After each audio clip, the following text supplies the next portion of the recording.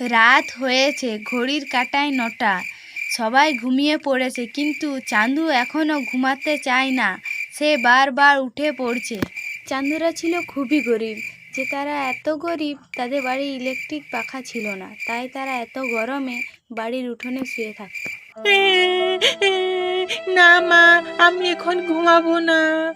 আমার তো খুব খেলতে ইচ্ছে করছে, আমি এখন ঘুমাবো না।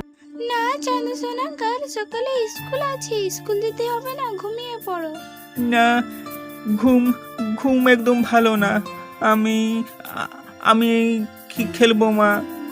ঠিক তখনই একটা ঘুম পাড়ানো পাখি আছে।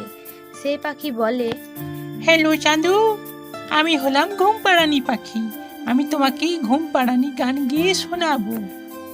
সত্যি সত্যি তুমি কথা বলতে পারো? তাহলে ঘুম পাড়ানি পাখি, তুমি আমাকে একটা গান শুনিয়ে দেখাও তো। ঘুম ঘুম চোখে আসে, তারারা হাসে আকাশে, চাঁদ মামা বলে সবারে, ঘুমো ঘুমো আদরে।